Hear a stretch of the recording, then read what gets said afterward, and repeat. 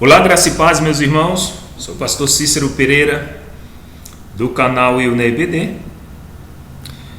Mais uma vez estamos aqui para a glória de Deus, é verdade? Bom, pessoal, de antemão já peço desculpa, perdão aí aos amados. Tirei uns dias aí de férias, né? Praticamente aí um mês e pouco. E hoje estou retornando aí com as nossas lições.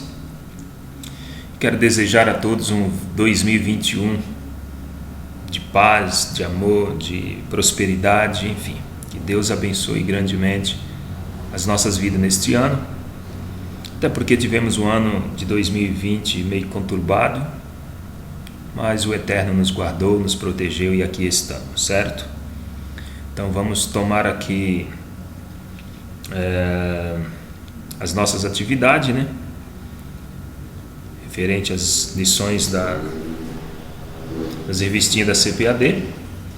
Esse primeiro trimestre de 2021 nós iremos falar sobre o verdadeiro pentecostalismo, a atualidade da doutrina bíblica sobre a atuação do Espírito Santo. Então é mais focada aí para o Espírito Santo. Vamos estudar um pouco aí, certo? Então, na lição de número 2, iremos falar sobre a atuação do Espírito Santo no plano da redenção. E você que não conhece o meu canal, você que não sabe como que a gente trabalha,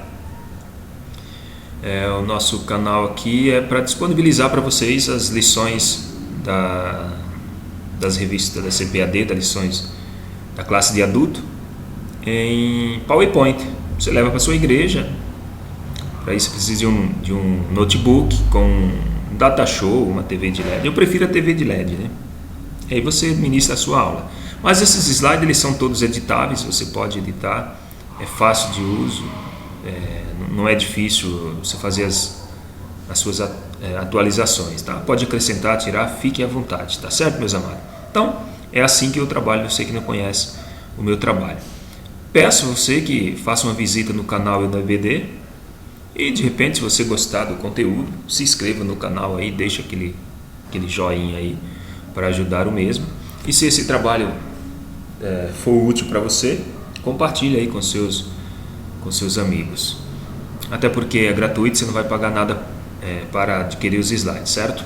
Na timeline do vídeo, ou abaixo aí do vídeo, tem um link já pronto para download. Você clica nele, vai abrir a página de download e pronto. Faz download no seu computador e está tudo certo, beleza? Eu vou aqui passar para vocês as lições, eu não vou aqui explicar pontos por pontos, mas é só para te mostrar a dinâmica de como que estão preparadas essas lições para você dar aula aí na sua igreja. Só lembrando que você pode fazer as suas alterações. Aqui está o texto áureo, né, que está em Atos 9:31. Vou ler aqui para vocês. Assim as igrejas em toda a Judéia e Galiléia e Samaria tinham paz e eram edificados e se multiplicavam, andando no temor do Senhor e na consolação do Espírito Santo.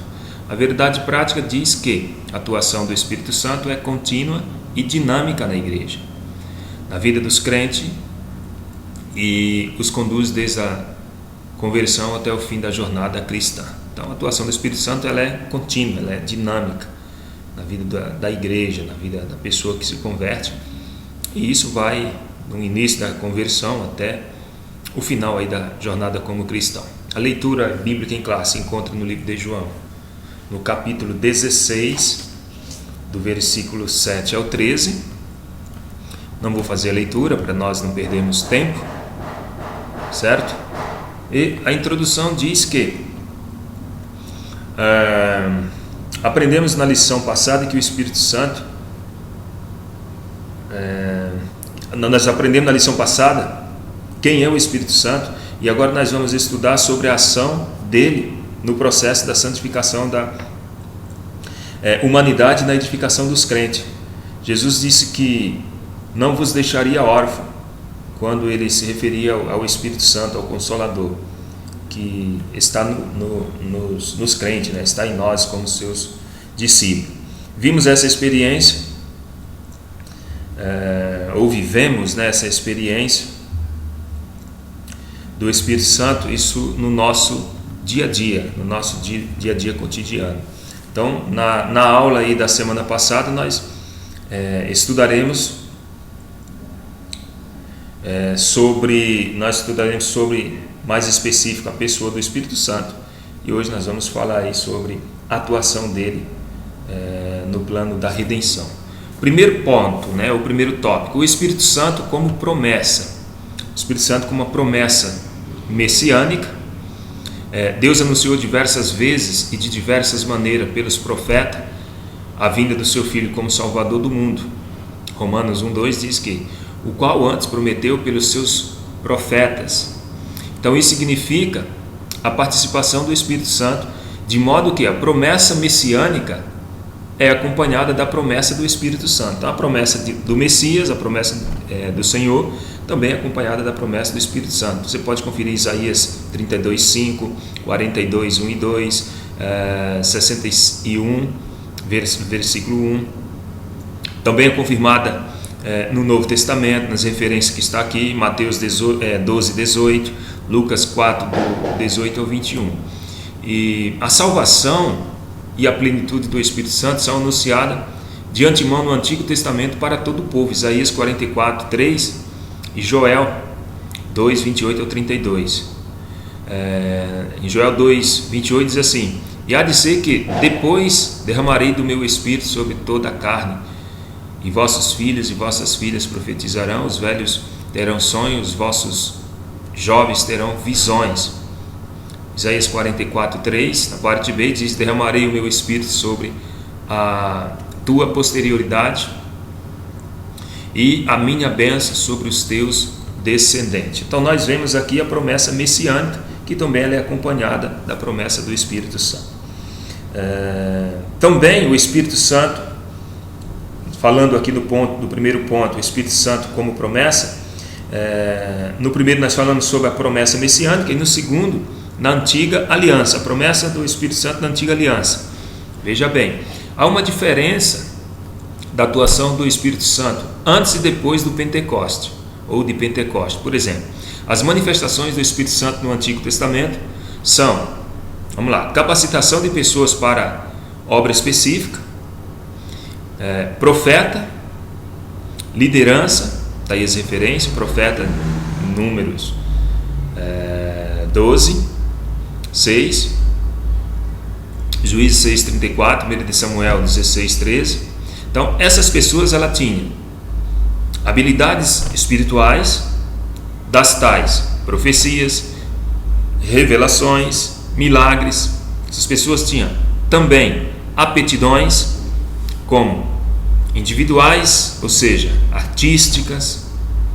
Também tinha, falando de artísticas, lá na construção do tabernáculo, nós temos ali pessoas de habilidades extraordinárias que o Espírito Santo foi capacitando, como Bezalel, como o pessoal ali que fez a Arca da Aliança, que fez as cortinas, os utensílios, sabe? Pessoas que tinham habilidades extraordinárias, que foi cada dia mais aperfeiçoada pelo Espírito Santo. Aptidões, individuais e artísticas, habilidades na liderança militar e política. Podemos conferir isso em Juízes 3:10, em Zacarias 4:6 e 7, certo? Então essa aí é o Espírito Santo como promessa messiânica e na antiga aliança, e agora também a promessa como o Consolador. Veja, a vinda do Consolador estava associada à volta de Jesus ao céu. Isso de acordo com João 6:7, quando diz o seguinte: o Senhor disse o seguinte: convém que eu vá, porque se eu não for, o Consolador não virá até vós. Então, aqui é a promessa do Consolador. Jesus já estava prometendo aí o Consolador, mas para isso Jesus tinha que ir, voltar para de onde ele veio.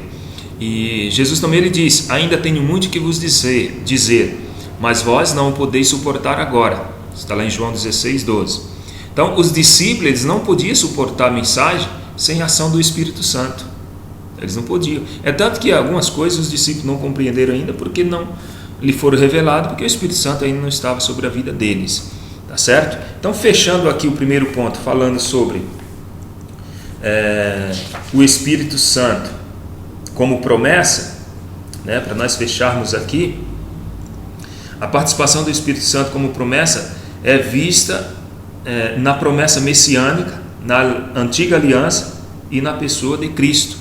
Já no ponto 2, você pode trabalhar também bem melhor, na aula a gente trabalha isso melhor, aqui é só para você ter uma visão didática de como que a gente pode trabalhar usando os slides. Iremos falar sobre o Espírito Santo, ele consola e ensina, como consolador. Vamos lá.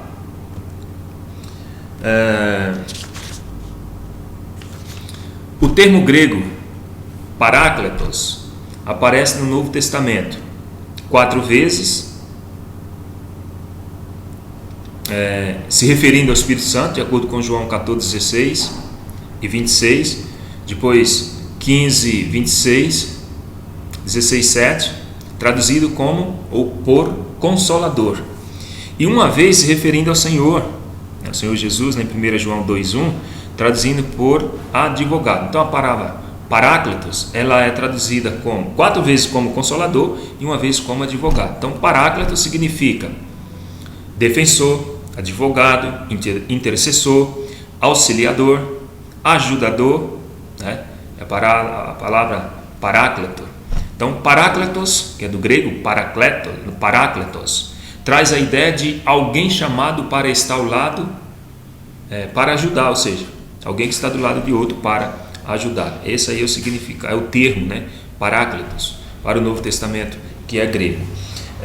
No segundo, primeiro aqui nós falamos sobre o Consolador, agora o Ensinador. O Espírito Santo também ele é ensinador. Então, eu rogarei ao Pai e Ele vos dará outro Consolador, para que fique convosco para sempre. João 14, 16. O Senhor Jesus se refere ao Espírito Santo como outro Consolador, porque o Espírito Santo ele é alguém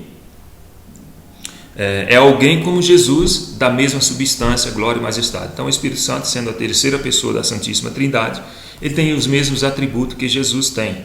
Ele é Criador, ele ensina, ele consola, diferente do que os testemunhas de Jeová defendem, que o Espírito Santo é uma força ativa. Mas não se mente para uma força ativa. Uma força ativa não se entristece, uma força ativa não dá dons, uma força ativa não fala, uma força ativa não instrui, uma força ativa não separa pessoas para o ministério. Então o Espírito Santo ele é uma pessoa, ele é a terceira pessoa da Santíssima Trindade, certo? O Pai ensina, disse Jesus que o Pai ele ensina, João 6,45. Jesus ensina, olha só, os mesmos atributos. O ensino era parte o ensino era parte do ministério de Jesus, e o Espírito Santo também ensina. Então o Pai ensina, o Filho ensina e o Espírito Santo também ensina. Então ensino também é parte da atuação do Espírito Santo. Olha só, João 14, 16. Mas aquele, ou seja, o Consolador, Paracletos, né, que é o Consolador, mesma palavra para Consolador, o Espírito Santo, o Ruach HaKodesh, que o Pai enviará em meu nome, vos ensinará todas as coisas e vos fará lembrar de tudo quanto vos tenho dito. O Espírito Santo ele também ensina, o Espírito Santo, ou seja, a palavra Espírito, Ruach, e Santo, Kadosh, ou seja, o Espírito Santo ele nos ensina, ele nos instrui também. Fechando aqui no subtópico 3, falando aqui do Espírito Santo como ele consola e ensina, mas ele também é ajudador, ele que nos ajuda. Olha só, a versão revisada Almeida, traduzida para Paráclitos, é a mesma para ajudador. De fato, o Espírito Santo nos ajuda na vida diária, imprime em nós o caráter do Senhor, né, o caráter de Cristo, e nos conduzirá até o final da nossa jornada. Então, o Espírito Santo ele é ajudador, ele nos ajuda nas nossas fraquezas, ajuda nos momentos que nós não sabemos como agir, orar da maneira correta. Às vezes nós oramos e não sabemos, então ele intercede por nós ao Pai, nos ajuda, né, na nossa vida como cristão. Jesus disse que o ajudador, ele diz o seguinte, João 14, 26b, vos fará lembrar de tudo quanto eu tenho dito. Ninguém vai se lembrar de algo que não viu, ou leu, ou aprendeu antes. Lembrança é algo que vem à memória, que já está nela. Então, essa ajuda do Espírito Santo não nos desobriga de estudar a Bíblia. Então, o Espírito Santo vai lembrar tudo, tá? Mas se você não estuda a Bíblia, se você não lê a Bíblia, se você não tem intimidade com a santa palavra de Deus, o Espírito Santo não vai te fazer lembrar. Como que você vai lembrar de um versículo? Como que você vai lembrar de algo que Jesus disse se você não leu? Tá certo? Então, o Espírito Santo ele trabalha em conjunto com nós. Quando eu estou em comunhão com Deus, quando eu estou lendo a palavra, quando eu estou na ativa, sabe? E aí o Espírito Santo vai fazer lembrar aquilo que eu estudei, aquilo que Jesus falou, aquilo que eu li sobre a respeito de, ele que faz lembrar.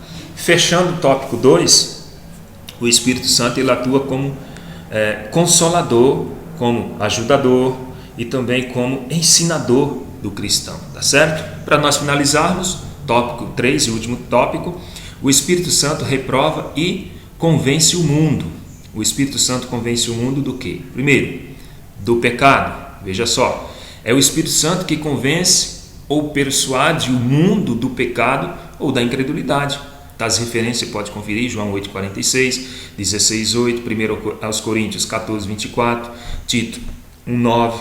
Então, é o Espírito Santo que torna as pessoas conscientes do seu estado de miséria espiritual e as leva a reconhecer a Jesus Cristo como seu Salvador. Então, é só o Espírito Santo que faz isso, porque ele convence o mundo, ou seja, convence o pecador do pecado, tá certo?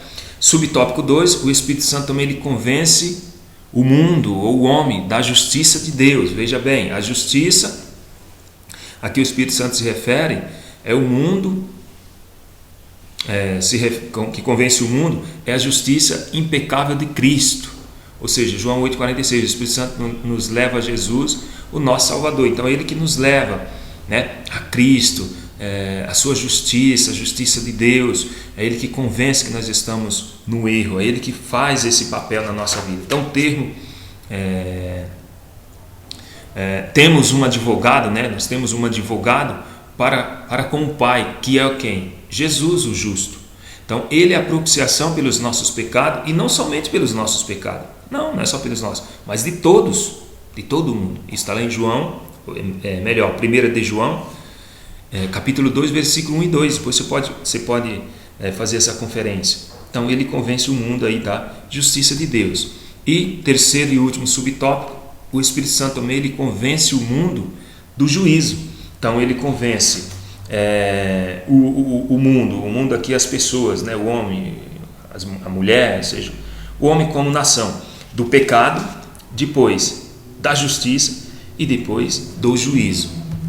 Do juízo por quê? Bom, porque o Espírito Santo convence o homem do juízo. Vamos lá. Esse juízo é uma referência ao julgamento de nossos pecados na cruz do Calvário e ao mesmo tempo ao julgamento de Satanás, que já foi vencido por Jesus, já foi vencido por Jesus da sua morte e ressurreição. Então, o Espírito Santo ele convence aí o mundo do juízo,